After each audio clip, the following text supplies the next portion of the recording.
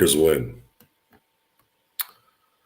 Lakers Fast Break presents the Nightcap, the Lakers Nightcap with Joe Soro.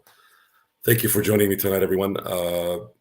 I'm supposed to have our esteemed colleague Jamie Sweet with me tonight. I'm just waiting for him to arrive. But we had a very, very eventful night tonight. So I'm very excited to be here with you to go over a much needed win and what's already started in terms of a winning streak. Things are looking pretty bright. I have my NBA sponsored Hennessy still tonight. So I do have my Soro drink. I think you guys can see this without the ice. Yes, I am having a nightcap for the nightcap. Nice and smooth. Woo! So the Lakers face the Mavericks tonight, and it kind of reminded me of the Oklahoma City game. The game was somewhat close, but I kind of felt throughout the game that the Lakers had a pretty good hold on things. And then once the latter part of the game started to develop, the Lakers started creating some distance there, and we ended up kind of closing them out in a blowout, which was beautiful. The game went the exact way I thought it would should they win. We had discussed what might happen if the Dallas Mavericks were to lose or if they were to win. I have to admit, I predicted the 40 shots from the three-point line, and I said if they hit 20 of them, they're likely going to win the game. If they hit 10, then they would lose. Well, they hit 11, and they had exactly 43-point shots. So very, very exciting game, not only because of the win, but because there was things going on tonight that I had rarely seen this season, and it was more confidence in guys like D'Angelo Russell. Again, Vanderbilt's starting to come into his own here with his play. He had his best game after he just had his best game tonight on the defensive end. I thought their ability to contain Kyrie Irving was as good as you could have had it. And of course, Doncic, you're not going to stop that guy. I mean, that guy had numbers in the third quarter, and I was sitting there going, like, how did this guy all of a sudden have these numbers? I think he was, if I'm not mistaken, didn't he have a triple-double? Let me look at his stats here. Yes, he did. So he was 33 points, 10 assists, and 13 rebounds. And to go, to show you how amazing a talent he is, I just didn't see it. I didn't see him having his Doncic game, but he's still got his numbers.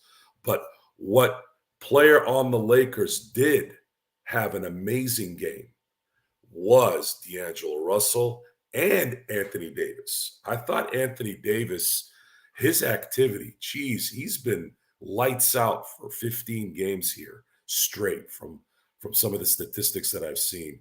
And his ability to get to the ball on rebounds was phenomenal tonight. He had a lot of energy tonight and took advantage of that energy and getting the ball, second chance points, third chance points, just being kind of a nuisance, basically having the desire to go after the ball. And then, of course, D'Angelo Russell, quick release is one of the talents he has. It's one of the parts of his game that I always thought, man, if there was a way with that quick release, he can be more consistent. Boy, he could be the third guy on this team. And tonight, you saw what a difference that guy can make if he's playing like this. And he had been showing signs of even playing really good defense this last few games. But the offense, I don't know if there was some rumors out that there was some talk about a possible trade for him, one other player, and then a first-round draft pick to Atlanta for Murray. I don't know if that played a factor in anything, but at this point, I'm not seeing anyone. I'm not really seeing anyone that's likely going to be traded unless Rob gets a phenomenal deal. So with that, everyone, I'm still waiting on Jamie here. Let me see if I can. Let Let's see if I can. I think Gerald Glassford might be wanting to come in. Let's see. Hey, Joe, you used the wrong room, my friend. You used the wrong room. You told me there's a scheduled room that you didn't use. You used the wrong room. That's why Jamie's waiting for you. Oh, okay. Please invite him. I'm sorry about that. I saw the crowd here playing, and I didn't know if I was in the wrong room. It says scheduled on the right side. Said one. It was waiting for you. Okay, so but go ahead, invite Jamie to the chat, please, when possible. Thank you, my friend. I will. Thank you. Yes. Thank you. And just know, I'm always watching you. Yeah, I know you are. Yeah, thanks. I appreciate that. Sorry, folks. I gotta get Jamie back in here real quick. Let me see if I can. Where are we here? I'll continue our little shindig here. Where is it? Where's the stream here, G? Where's the stream? Where's the link, I should say? Oh, here we go. I got you. I got it. Okay, there we go. Darth Gerald. Yeah, that landscape, that portrait always gets people. That portrait always gets people whenever it's on there. I know whenever I'm taking pictures, that's what happens. Let's see, where are we here? So here we go. Jamie Sweet, poor guy's just sitting there waiting for us. Jamie Sweet, I don't even know what his email is. Hey, Gerald, send over the. I don't know what his email is. I'll get to Jamie in a second here. Let me finish some of the discussions on the Mavericks game. So, the Lakers ended up winning tonight, 127-110. I'm trying to stay on an even keel here. I want to get excited because the next couple games are going to be winnable games. But of course, every time we get comfortable, yeah, I'm sorry, Serge. Yeah, it is pretty ghetto right now because it's the first time I've done these shows the way I have. Plus, I'm on a different link here with Streamlabs. I was on Stream, whatever the hell the other one was, and that one was a little easier. But I liked how this was set up better. But so the Lakers are going to be playing Brooklyn here in the next game, and I'm kind of curious to see what kind of mentality these guys are going to be coming into on Friday. Are they going to start feeling themselves? Not literally feeling that they're getting a little cocky. Hopefully they don't get too cocky. Or are they going to be confident enough to go, look, we're going to make a little run here because we're looking at a week that we could end up winning every game. And that's ultimately what we want to do here. It's very, very, very important that the Lakers take advantage of these next two games. We cannot afford, and I mean cannot afford to, we cannot afford to lose any of these games, these next two games. We just cannot. It would be detrimental to whatever progress they've made the last two games. They beat two very good teams at home, and they've beat them somewhat with some control. There was good feelings throughout the 48 minutes that they were going to win, and they cannot ruin those two games by even losing one of these next two games. These next two games are against very winnable teams, against Brooklyn, and you got a day off, and then you got Portland on a Sunday. You basically have a day off every game for the next week and change. It's going to be a game off, game off, game off. After Portland is going to be obviously the most challenging game. They're going to be playing the Clippers at home, but it'll be a Clipper home game. And then after that, it's Chicago. And I think there needs to be a little bit of revenge on the last time they played Chicago. So right now, it's the team looks like their enthusiasm and their body of work is starting to somewhat come together, but I'm still not convinced. I gotta see at least a week or two of this stuff, and I'm hoping they can come back here. Jamie, I want to apologize for opening up in the wrong room here. This is the first time I've done a solo show here the last few days, but I'm glad you're here. And we wanted to get your input here on what you thought about tonight's game. And is it, I'm trying to not be cliche here, but is it finally something that can get us over this dead hump that we keep running into? It was really hard when I realized that we were at the same exact record as we were with Russ on the team last season yesterday. Like, it was just one of those moments where it was like, what happened? How did this go so south? How did this go so wrong so oddly? I don't know. I mean, these are two quality wins. That's the best thing about it. We had struggled to beat quality opponents for much of the season, so that was nice. I want it to be. I want it to be something that we won't be 2 steps forward, 3 steps back, 2 more steps back, 1 step forward. Like, it's just been this weird tango of a season, and I'd like for us to start like tangoing a little sexier. Yeah, I was watching the game tonight, and I'm sitting there and I'm going, it's a different energy than they've had the first 39 games.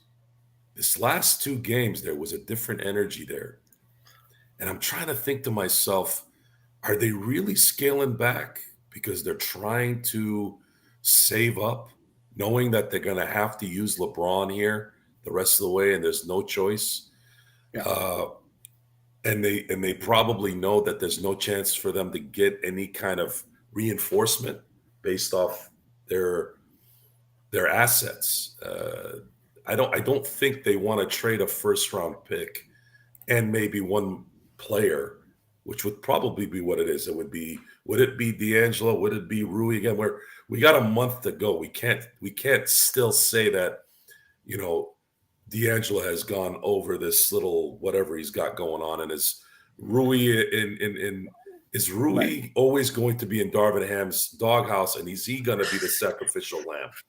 Those are the questions that I'm going through it. I don't think they're going to want to get they can't get rid of Vanderbilt this year, so we know he's going to be here. Cam Reddish didn't play tonight. Don't know if that's going to be a factor. We do know that Christian Wood has been playing very well for a good couple of weeks now. Yeah. So my guess is they're going to cross their fingers that D'Angelo can continue to do what he's doing and Rui can continue eating whatever Darvin keeps feeding him enough to where they can still get something out of him. And then let's see if AD can continue what would have been an MVP type season had their record not sucked ass as much as it has. I mean, I think he could even be in the consideration if you look back over the course of the season and we get back into the playoffs, which would be astounding. I think he would maybe at least be in the conversation a little bit because it would indicate we were winning a lot, also getting a little luck in the standings. I think you're right. I think there's a couple of factors that I think are playing into why I think it could be a quiet Laker trade deadline. And I know, of course, mass media would have everyone believe otherwise. And I'm sure some fans believe otherwise. But for myself, I think that it's actually more likely that we, like you're hypothesizing, that we're going to hold on to D'Lo. Because what did D'Lo in a pick, or what is Rui in a pick, or if you package both of them in a pick, you're probably getting back the lowest $29-30 million player you can bring back. You're not getting the best $29-30 million. So I think that there's a real question of, can D'Lo play us? Can he do the same thing he did last season? Right, like maybe the bench was coming off the bench, having those couple of games off, allowed him to like refocus. But I mean, the thing is that you just know he's going to come up with a stretch of games when he's going to maybe not have the same level of impact that he's had these last 2 games. And that's the real problem, is the consistency. The consistency of those 4 guys, Reeves, Russell, Rui, and Cam, really has been wild. And I never expected Prince to have the role that he's had. And so him being kind of inconsistent, even in like the simple thing he's kind of asked to do, which is shoot, it's been hard to get a read on like what this team can do. And I guess if you want to take some hope is that the ceiling is proven to be pretty high with this group of guys. But these first couple of months of the season just have really put a dent in the hope that the running it back nature of this roster was going to have any kind of advantage going into the season. That I feel like that myth has been kind of dispelled, and so it's like almost like a rediscovering how the same thing worked again last season, which just feels weird that we're at a place like that. But that is evidently where we're at as a team. So, yeah, I'm always the future thinking type, right? And I look at the Eastern Conference standings, and it just reminds me of every Eastern Conference standing the last 5 years, right? Celtics are up there. yeah. The Sixers are a contender. Milwaukee's obviously a contender. Miami is filtering into that 6, 7, 8 again, and they're probably going to make a run here, beating a 3rd seed when they're a 6th seed. So I am not going to I'm sorry. I'm not going to get tricked by the Eastern Conference again until they prove to me otherwise at this point. I'm done with them. Yeah. But what I am thinking about is with the way the NBA is starting to shape up, it's still high seed, home court advantage important, but we're starting to see it go down just a tad bit every year. If the Lakers get a 6th seed, let's say, is that going to, because right now when I'm looking at the standings, they're behind by, I believe, 3 games. Well, actually, technically 4 games if you count the loss column, which is really what matters at the moment. The 6th seed, which are the Sacramento Kings, they're ahead of Dallas by a game in the loss column.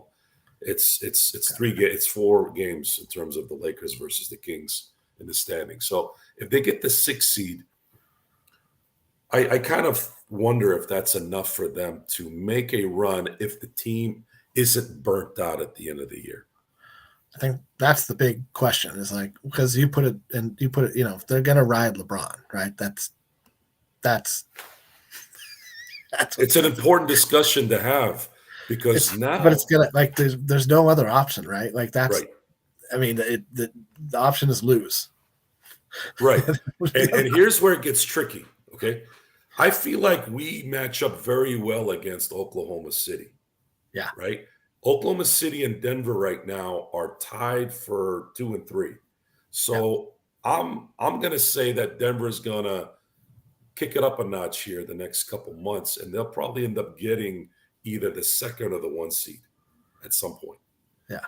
Now, if you're the 6th seed, and let's say Oklahoma City stays at the 3, now things could get interesting because if you beat Oklahoma City, now you're going to face, let's say if Denver gets 1, then you're going to probably face Minnesota. So there might be that gap between then and meeting Denver again in the Western Conference Finals. The question I have is, do you want to face Denver there or earlier? My feeling is I'd rather face Denver early because I think they'd be more scared if the Lakers are rolling towards the end of the year. Because you cannot deny, again, you got LeBron James and Anthony Davis. And that's probably the only reason why we're even giving this team any shot. It's always been that. Right. It's always been that. That's the common sense thing. You have 2 guys that are going to be starting on the All-Star team this year. You have to always be somewhat fearful of that if you're the opponent. I think you're right. I think I would rather face Denver early because playing at Denver is like an endurance test. And I would rather face that not having played a 4, 5, 6 game series, maybe another 4, 5, 6 game, 7 game series. It's a lot of potential games. And so I think I would like to see Denver. This is what I wanted to see it want to go one of two ways. Either you face Denver in the first round, or you face Denver after they've gone through Minnesota, who gave them problems last season, and somebody else that's not just like a walk in the park. I'm not sure who matches up, but maybe I'd rather just face them. I think you're right. I'd rather face them in the first round. Like let's do it. Like let's rematch. Like they're gonna have a better record than us, so somebody has the altitude is gonna kill. It's gonna kill LeBron. That's what seemed to happen a lot last season, was that they just couldn't take that first opening punch and ever quite overcome it in Denver.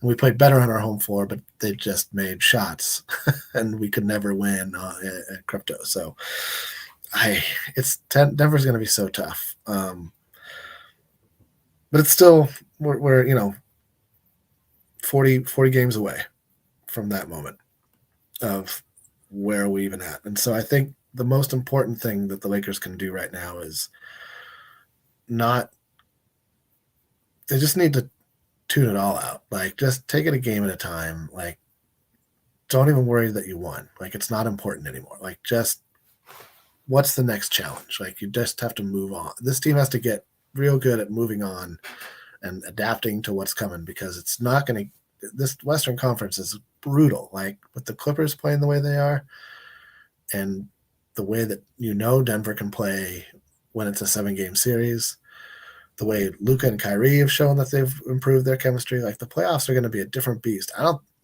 don't think the Warriors are going to be in the playoffs. I think they might miss the playoffs.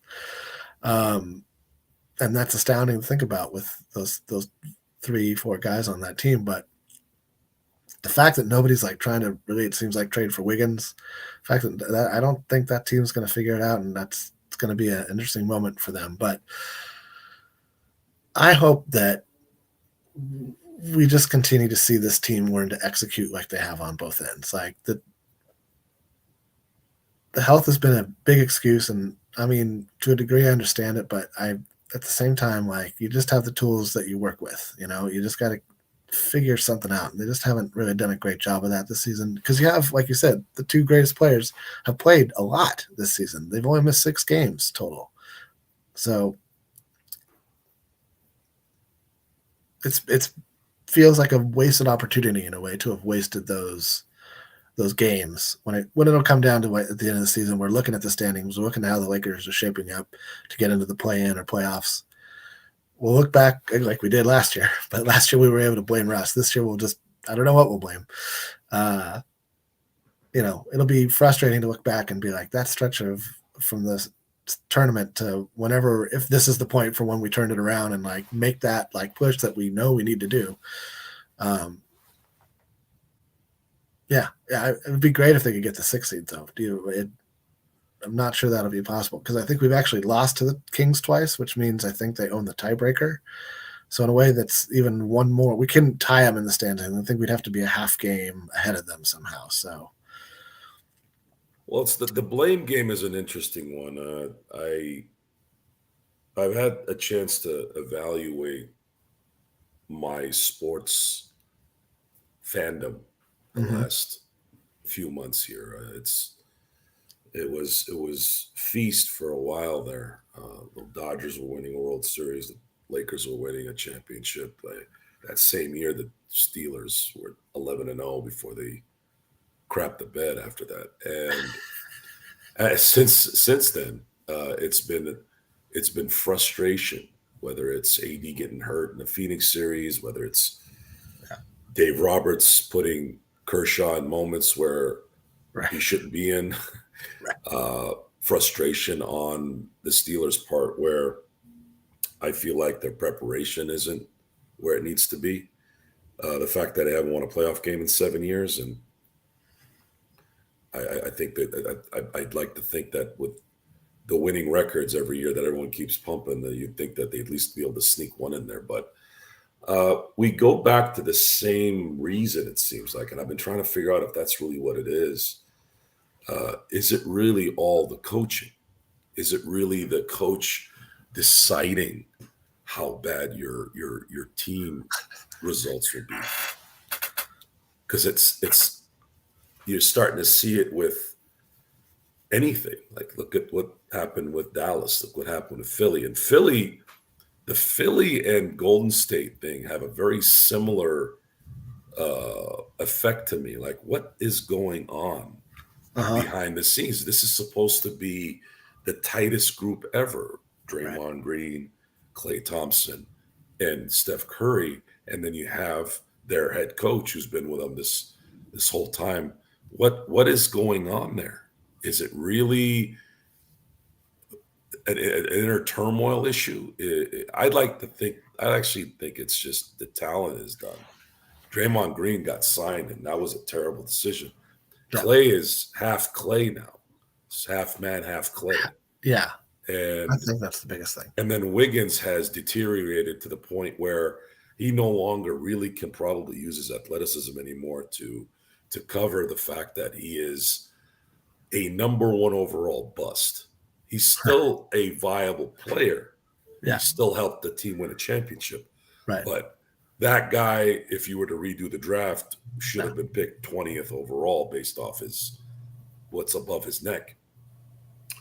So I'm looking at all this stuff and I'm trying to figure out, am I falling into that trap like everyone else? Screw this guy, fire him. Screw this guy, fire him. Screw this guy, fire him. But then at the same time, I'm like, no, I'm not. It's bad decision making. And then, of course, certain players are not doing what they're supposed to do. So it's kind of all of it. And a lot of it is all happening all at once, it seems. So I think that's kind of the issue. I don't know. I don't know at this point. And I don't want to fall into that trap where, we won a couple games now. I think we're going to – if we win this game, and then if we win that game, and then if we win I don't want to do that. No, just the next game. Just the next game. Focus on Friday. Yep. If you're going to throw out the cliches, I'd like to say we're going to focus on Brooklyn on Friday. Right. Win that game. Then focus on Portland on Sunday. And guess what? You just had your first unbeaten week, I think, in 2 years. I can't remember if they went a whole week winning all the games last year. I have to look back. I don't think they did. Maybe in the playoffs? Playoffs, I believe, maybe. But no, actually, I don't know. I don't think so. Yeah, I'm going back and forth on that myself, too. I think they were really – I hate when I do that. I have this thought of something, and then I don't have the information. It's like, dude, you sound like you're ill-prepared on that. That'll be a statistic I'll have to look at after the show. But as far as tonight, Jamie, did you got a chance to see the whole game, right? Not the whole game. I've watched most of it, but I'm gonna go back and watch. Did you see the important parts towards the end? Yes. Okay. So what did you feel like when they started separating? Like, did you see their will kind of overrun Dallas at this point? Because as soon as I started seeing Dallas missing shots in the first quarter, I'm like, oh man, if they can, Dallas isn't hitting like they hit in Dallas. No. I knew as soon as I saw Hardaway Jr. and Kyrie not scoring, I said, no, I think this is going to be the Lakers' night. It's just a matter of who's going to be the player that comes up, and it just happened to be D'Angelo had a game of the year for himself. Yes. And AD just played. For his sake, I'd like to see him get some kind of reward for what he's been doing here. He's been phenomenal this year. This has been his. Don't you think this has been maybe his second best AD year as a Laker? I believe it is, and I'm looking at some of the statistics. So he's played 40 games out of the 42 this year. He's been an Iron Man, dude. He's been great. He has played the way we all wished he would play. Right. The last 15 games, he's been dominant, almost just as much as this is almost the same stats as they were the last 40 games. So he has been consistent all year. it was like the opening night, he had that like kind of dud against Jokic, right? Yeah. And then has been stellar for the most part. It's had a couple of like, okay, could have scored more games, or okay, team didn't like come up. He has been stellar. He has been stellar. And I like that how it's just been very organic. Like LeBron has just kind of just subtly taken like a bit of a backseat to AD in terms of like, and I don't even think it's like, I doubt they think of it in those terms. But once AD stopped being a mostly jump shooter who tried to get into the paint and started operating in the paint, he has been dominant in a way that few players are dominant, and that he can, like, if forced to, back out of the paint and like hit a jump shot, or can come down and transition and hit a three. So it's just enough of an outside game that it makes his inside game like so much more potent, and it's nice to see him discover that. I think that's what Brook Lopez had a reversal. He used to be a dominant inside player and then added the 3-point shot and became a dominant inside-outside threat.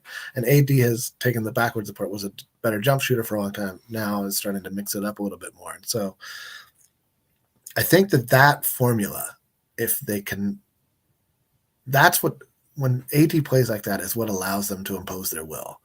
And when LeBron and one other guy, besides Reeves doesn't count anymore. Reeves has actually been kind of consistent in that you can kind of count on Reeves for like 12-ish points and some other stuff. He's like, Reeves is like our Draymond Green, just he doesn't hit people in the nuts, which I like. I prefer that for guys not going for nut shots. Just personal preference there. But like, he's not going to jump. His stats aren't going to jump off the stat sheet, Reeves is, but he does impact winning at a high level. But if D'Angelo can hit shots, or Prince can hit shots, or Hachimura can hit shots, and sometimes even just enough if Wood hits shots, we can win basketball games. If you have Reeves doing Reeves things and LeBron and AD playing at the level that we saw tonight, and AD has a much higher ceiling, it feels like, on any given night, we just need one of those guys to hit some shots. And that's been the problem, is that last guy has not been consistent. Everybody wanted it to be Russell. It's got it. I don't know how it's going to happen, but that's the recipe. And when two or more of them hit shots, that's when we get some of those blowout victories we've all enjoyed so much when they've come, though few and far between they've been. I'm thinking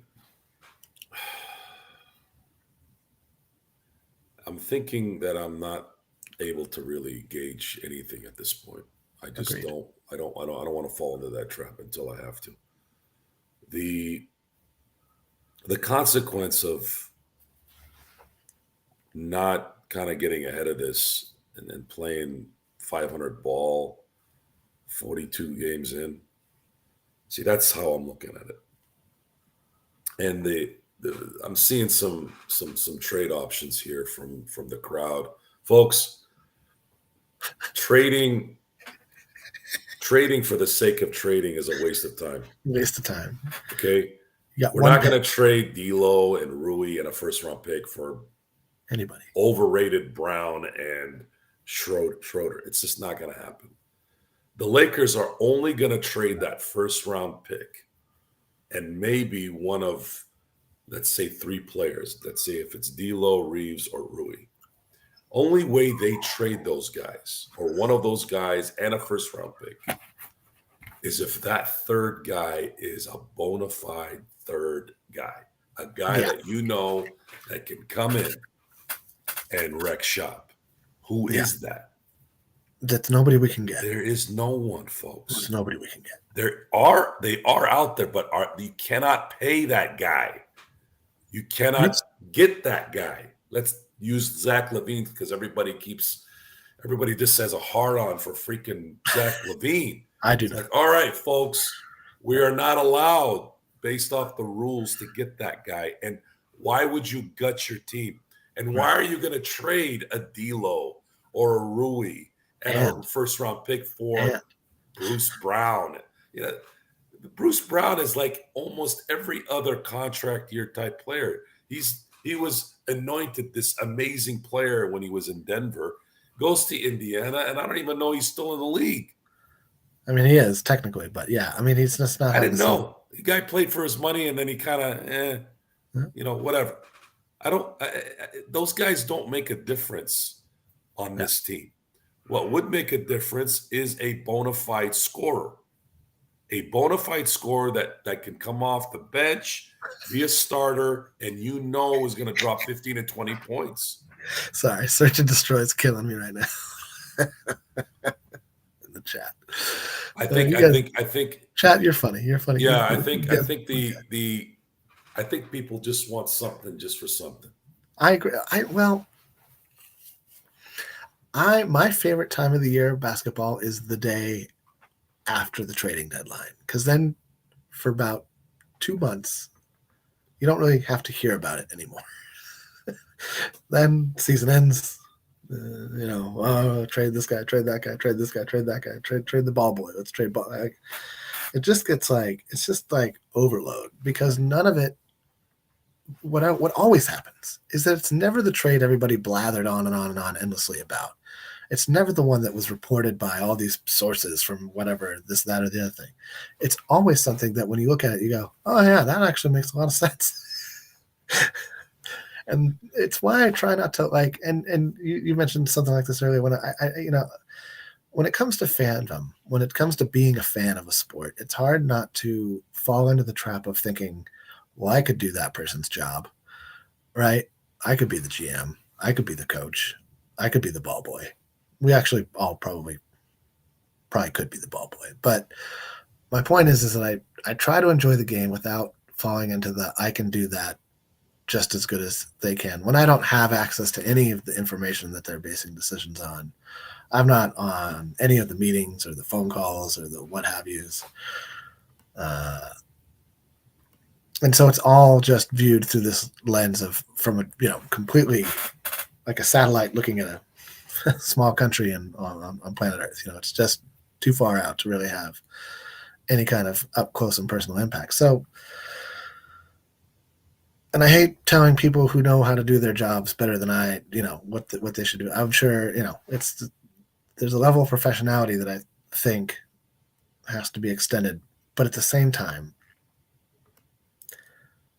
I think that the level of expectation that came with running it back has created this sense that if something doesn't change, are we really just hoping for lightning in a bottle twice? And that doesn't feel logical, right? If you're a logical thinking person, the idea of catching lightning in a bottle twice, because we're basically at exactly where we were same time with Russ last season.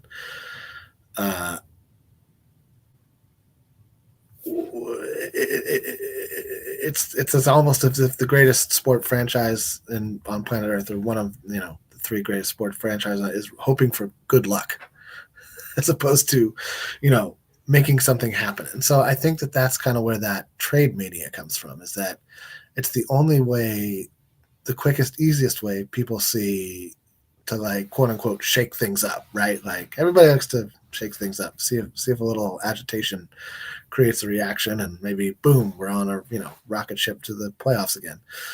But I expect the Lakers to kind of stand pat, because all of the guys they signed to multi-year contracts will either be a year more into those contracts, or in D'Lo's case, when he does pick up that player option, which I guarantee you he will, that'll become an expiring contract. You'll also have access to the 2031 pick, which means you can put 2 picks into a deal. You'll have discovered what New Orleans is doing with our last pick that we owe them. And you can always put in pick swaps and second draft picks, which makes you think next summer is really the year, the time. If you're going to go for a player that makes the kind of money that really impacts winning. And I get it that Zach LaVine is a great scorer, but there's going to be other people who might be coming on the market. And so, like, Paul George is an interesting one. Oft hurt, and we know how that goes. But like, if he decides to be a free agent next summer, there's a lot of guys who could decide to go for free agency. So it's gonna be. I feel like it's not going to be a big trading season, because I don't think we can unload Vincent and his bum knee. Or we're paying a pick to do that, right? We're basically saying, please take this guy and give us your $11 million player, and that's really just to get another healthy body in the room. And why not wait till the summer? Like maybe Vincent's able to come back, at least went through camp, and knows what theoretically what's going on and what he's supposed to do. So I don't know. I just don't see this as being. I don't see the Lakers as dealing from a strong hand, and we're in such a desperate place because of the win-loss record. We can't really bluff our way into a deal. If everybody's got us over a barrel at the table this year. So I'll be surprised if we're an active player on the trade market in the next 2 weeks. What do the Lakers do? Let's hypothesize this. All right. Let's say the Lakers win the championship this year. Okay. Okay. Right? Let's just say they do. All right.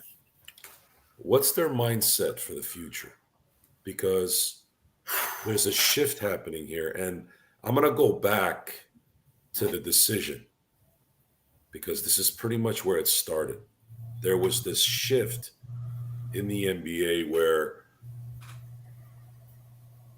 LeBron James was scared of turning into Kevin Garnett. Uh-huh. Kevin Garnett cost himself probably 5 years of his prime due to the loyalty of Minnesota.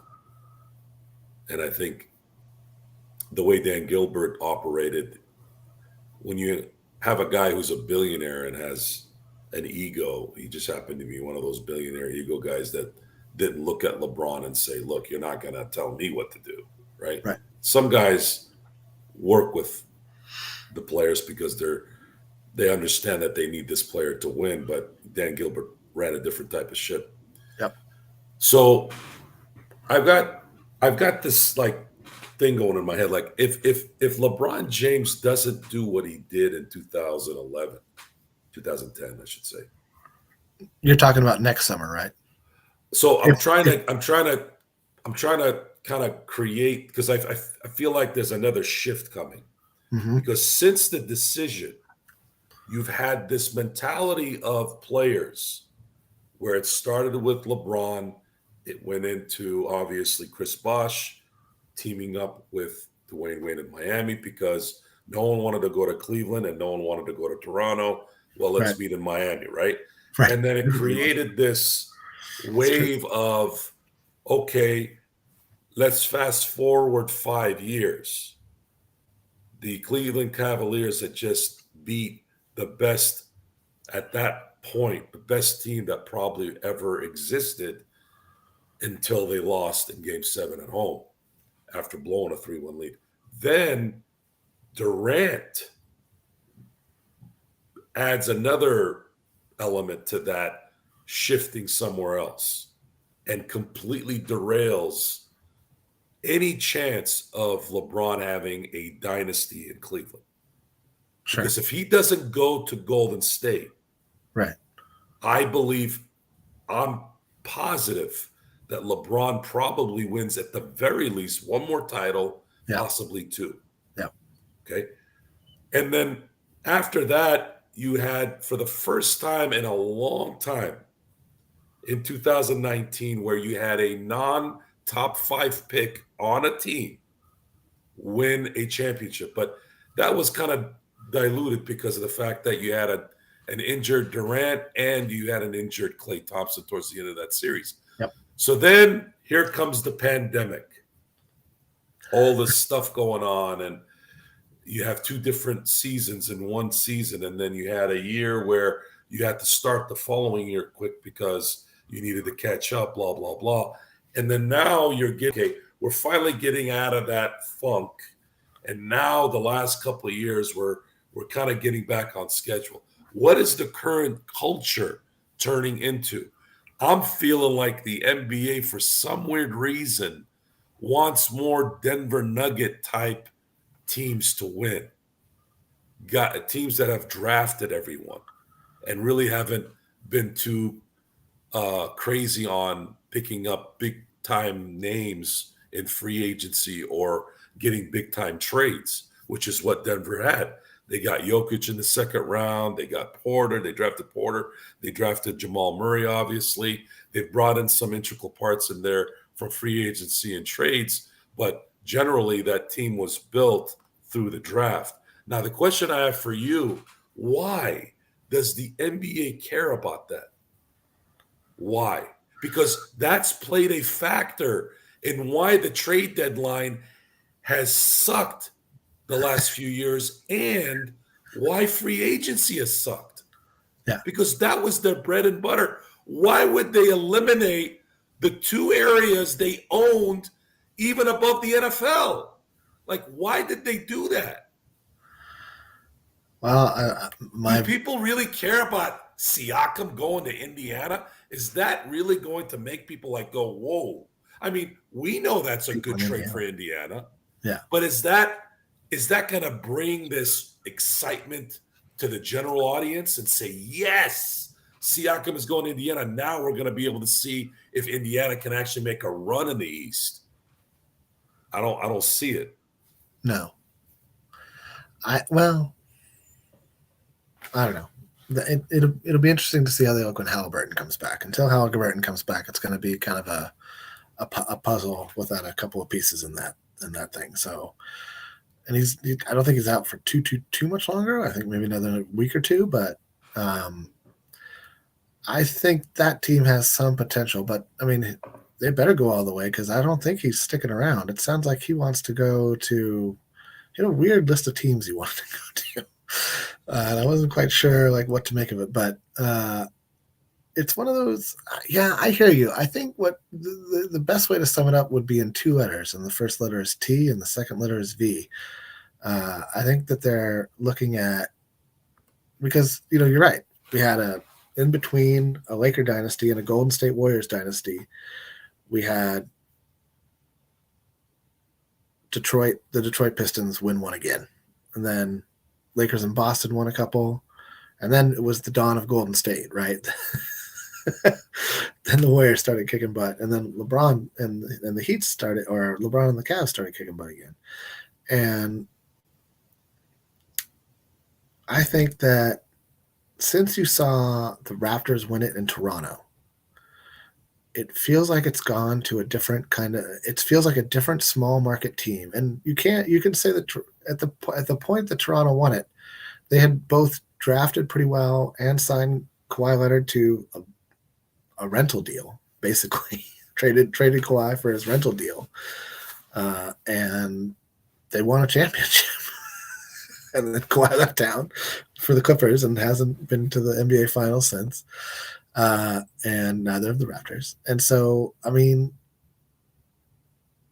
talk about lightning in a bottle. That kind of thing never happens, right, in the NBA. It's always a team that has been together for a long time. Like, not always, but like it feels like the narrative is built around these teams that have done it for a long time. And so I think that the idea that the small market teams who are more prone to having a successful draft and talent development aspect to their organization than a market like the Lakers traditionally had,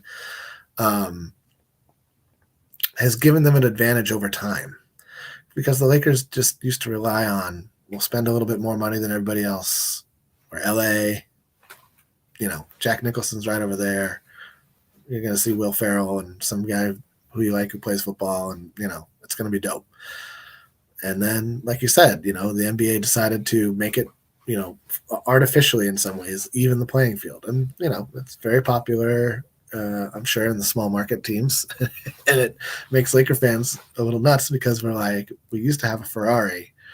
And now I feel like we're kind of having to drive, a Nissan Leaf or something like that. It just doesn't feel the same. So I think they're just trying to expand. I mean, once they get a team in Mexico City, it'll be it'll be, starting to approach what some of the football leagues are like, where it spans, continents. And so it's an interesting, You believe there's going to be a team in Mexico City? I think by the year 2030, there will be a team in Mexico City. Or at least plans to add one. I'm saying by 2030. Who's going to want to go play in Mexico City, though? I mean, they've been flying teams to France, man. France, London. Have you been to Mexico City lately?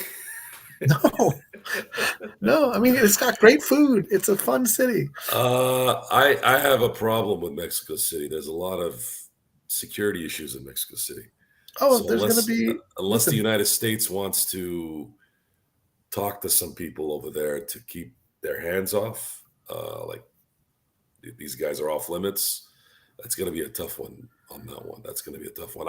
I'm still wondering why they couldn't make it in Vancouver. That was I thought that was a perfect spot for the NBA on the West Coast. There's a lot of money in Vancouver, but when you don't have a star that could carry it, because I think Vince Carter did help Toronto in terms of the excitement of basketball. Who was the big name me a big Vancouver star? There's Sharif Abdul-Rahim, I believe, and was Big Country, and Sharif Abdul-Rahim. But he wasn't. He was a very good player, but he wasn't a transcendent player. No. I think what you'll see is if the NBA expands, the first teams will be maybe Vegas and Seattle. And then it wouldn't surprise me to see them if they did do Mexico City. I wonder if it'll be more of for one-offs, but I mean, I don't know. I don't think Mexico City is going to be an option. That's my opinion on that. I think there's just too many security issues there, and I don't think people are going to want to live in Mexico City. Players, I know they'll take what they can get, but there's going to have to be some kind of deal with the. How would that work for the salary cap? I mean, I guess Toronto does it somehow. So Toronto's similar to most European type countries, right? On how they tax, but I've heard it's not as bad as. I love our chat. Yeah, I know that. As soon as you said TJ, guys, Mexico City is not Tijuana. Do you understand the difference? Two very Tijuana's at the border very different experiences. Mexico City's way down south. You guys, it's far. Your ignoramuses are starting to come out. $1 trillion pesos. Look, you don't. I don't. If you want a world game. I mean, if you want a world game, I had suggested years ago, I said, the only way you're going to be able to make it make sense is you're going to kind of have to make it like the Olympics or World Cup, in that you got to have the United States or North America be one area.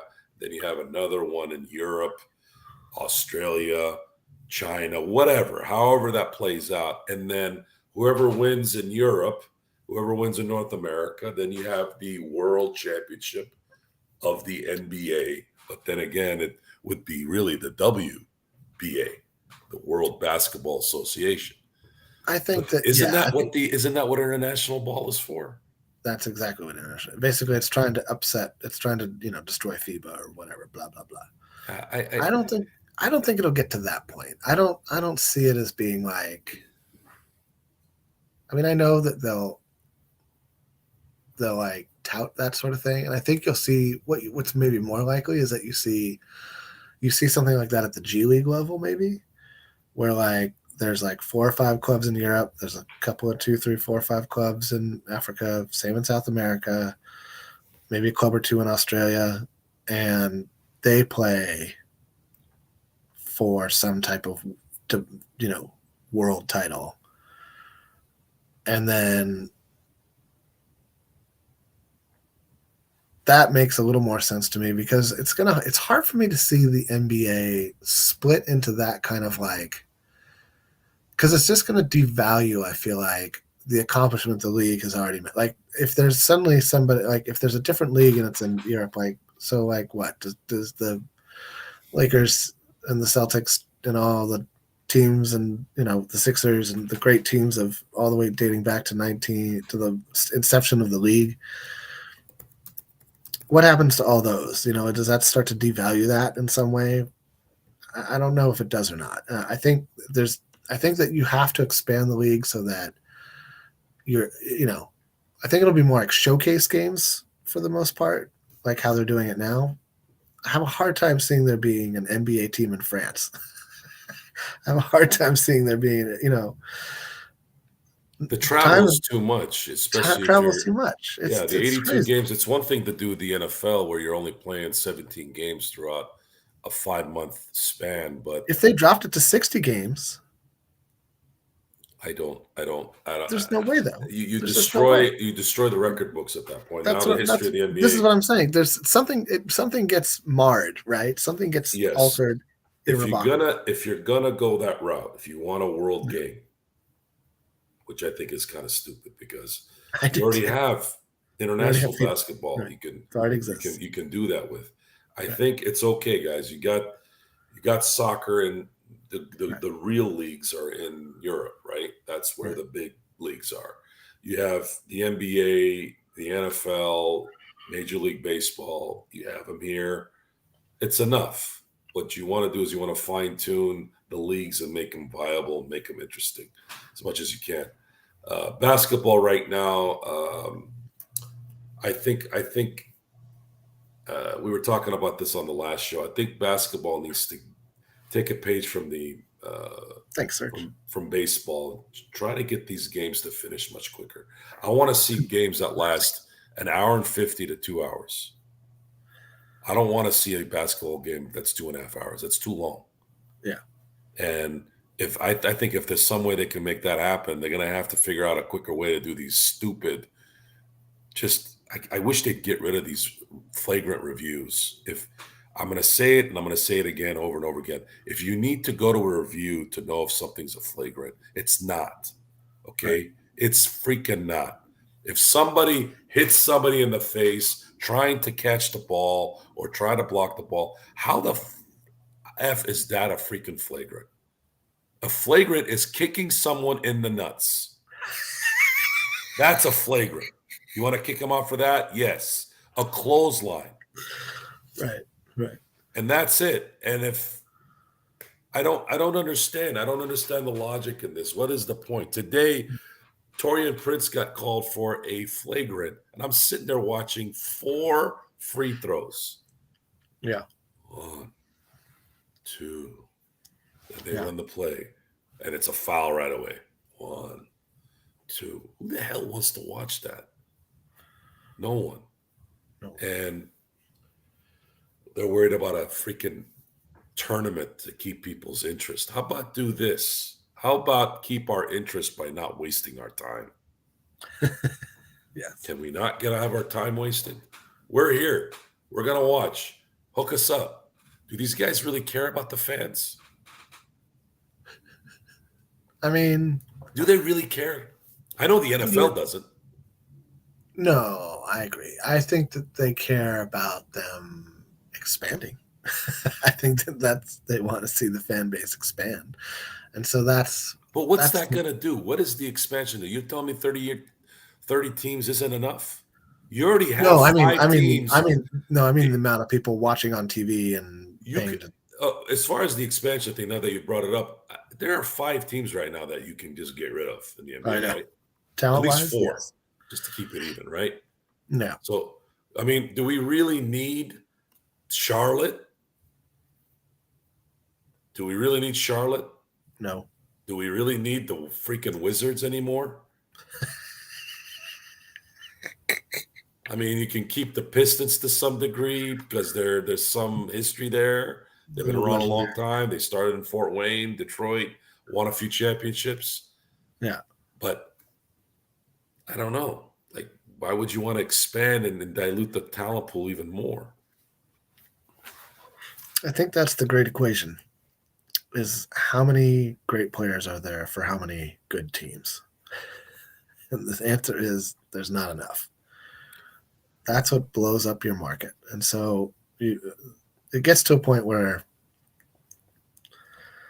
I just, I feel bad for like guys like Scoot Henderson, even Wiggins to a degree, right? Like you were the number one player in a college draft, like a draft of college play. You were an 18-year-old kid, and because you're the number one pick, you're gonna right away be measured up against guys who,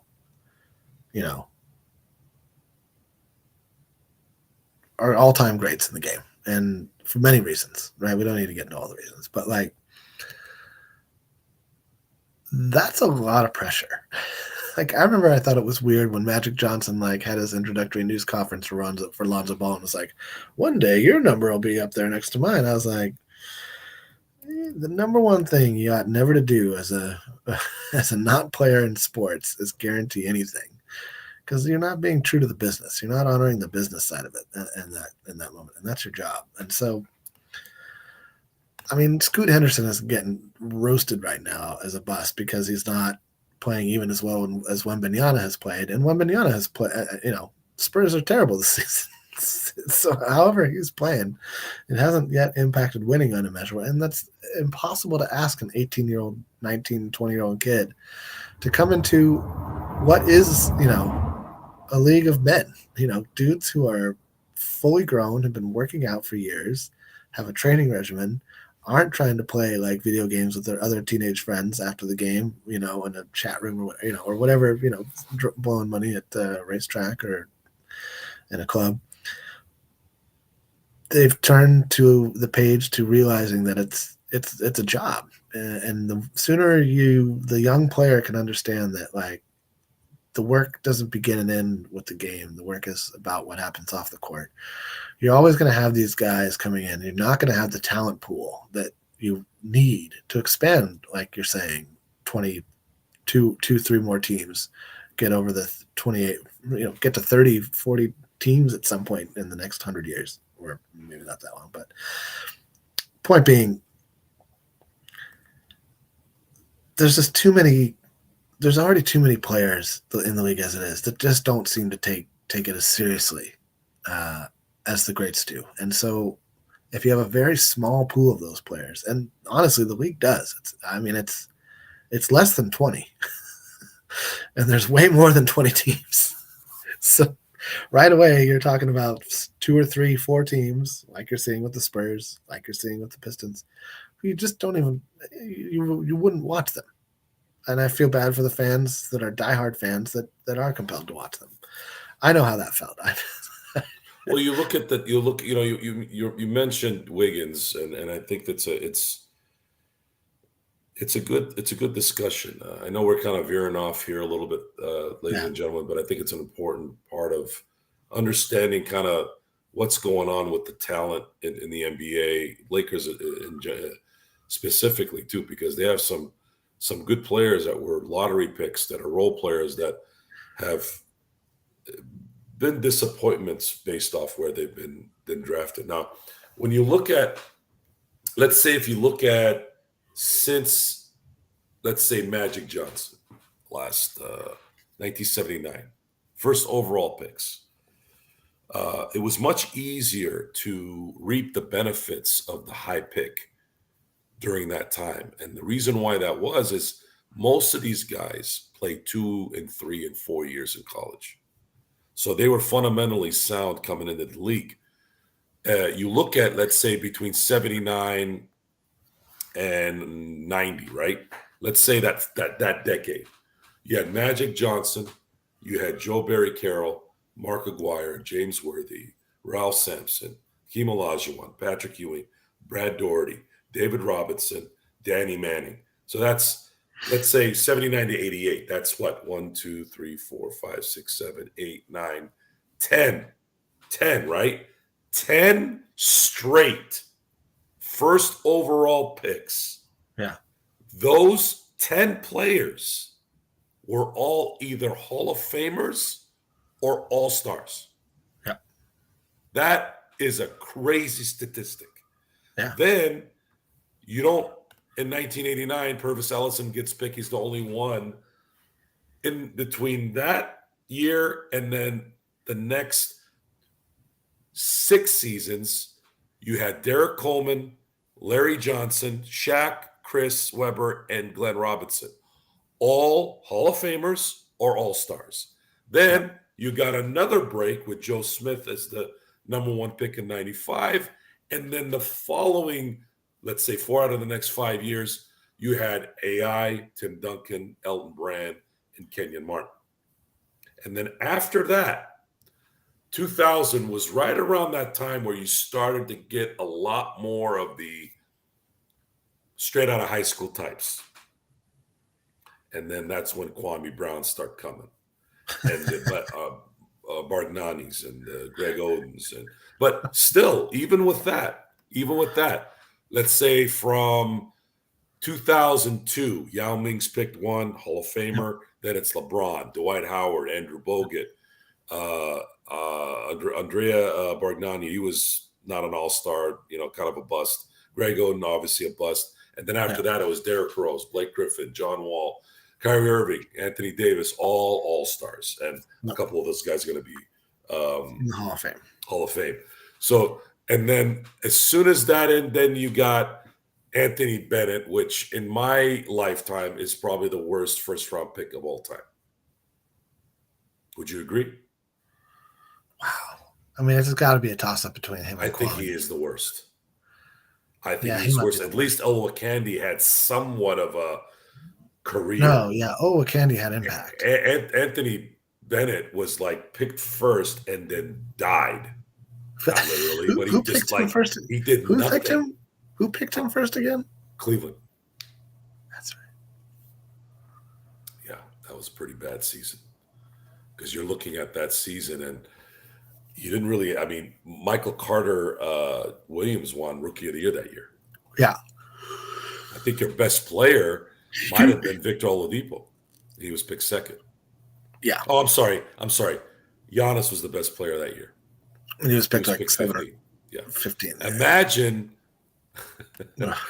Imagine if Cleveland had picked Giannis. He wouldn't have developed there, though. Not the same. Not with LeBron. Yeah, well, because wasn't that right when? I guess he might have, huh? No, I think he would have developed one way or the other. He was too talented. But what would happen is because of his slow development, I think Cleveland still stinks enough, to where they would have probably drafted Kyrie Irving the following year, anyways. Right. So now imagine if LeBron comes. I'm sorry, it was Andrew Wiggins, not Kyrie Irving.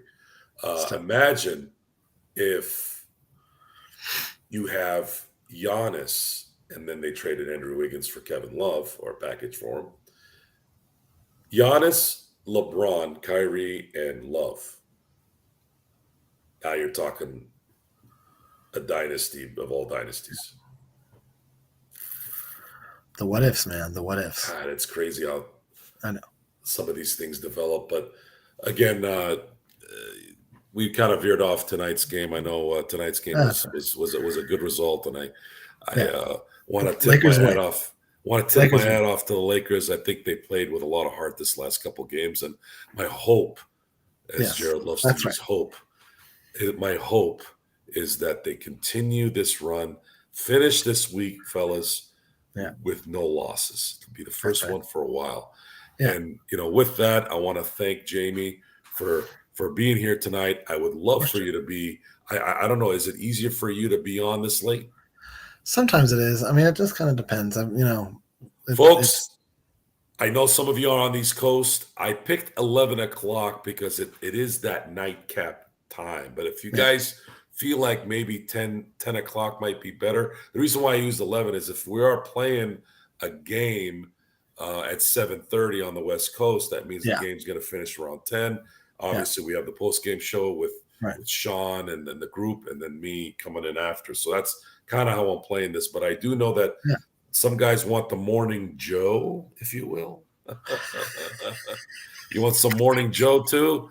Well, I'll figure that one out I'll figure that one out. I'll see how that plays out. Morning Joe would be right out. I'll be at Wouldn't it? Wouldn't it? Yeah. Yeah. I'll be working at the college. So that's good. We'll figure it out. Again, we're all here. Yeah, late night is easier for me. It just depends on the night, but I love to pop on whenever I can, and sure. It's always good to talk the game. And I think that what I love about our little community of people who are talking both in the chat and Sean, you, Gerald, of course, who's the grease that makes the whole one to go, Tom, Nick, Stone when he's able to come on, the whole gang. It's just that I think that we talk about the game the way we want to see it played, and that's from a very honest and knowledgeable and not just knee-jerk reaction plays. And I feel a lot of the same way about the chat that goes on. Everybody's great, and so thanks everybody for coming on for the ride. Absolutely. Again, thank you all for coming tonight for the Nightcap, the Lakers Nightcap, presented by the Lakers Fast Break. Jamie, again, thank you for coming. We're going to have more discussions in the future here. This thing's going to keep building. The production value is going to go up here, guys. I'm going to have some more little features that make you all tingle. I can't wait. Someday I'll get another light for over there, I swear. Well, just get another light so it's like a spotlight. Something, or maybe a cap. You got a nice little cap for the nightcap, right? Well, and I kind of want to get like a lava lamp over one of my shoulders too. Like I feel like a lava lamp, like a purple and gold lava lamp. Every time I see you, the background in your house, I just think of that location in Pulp Fiction where they kept the gimp. I don't know why. Well, I don't ever go with that. Is it the cover? I don't know. But with that, I'll end the show with that little tidbit. For those of you who haven't seen Pulp Fiction, go see it. Just make sure kids aren't around and your parents aren't around or something like that, because it's next level stuff. It's a great movie, by the way. Again, thank you for being here tonight, Jamie, and for everyone out there, the Laker contingency, the Lakers Fast Break contingency. Thank you for being here, and we'll see if we can meet you again tomorrow night or maybe Friday night. I haven't decided on if I'm going to do this every night, but for sure I will be back on Friday after the Brooklyn game. If you have any questions, if you have any concerns, any additions, please email us. Let us know what you want. Let us know if you're happy. I know we've been getting some good reviews here the last couple of days with the show. And until then, we'll see you next time.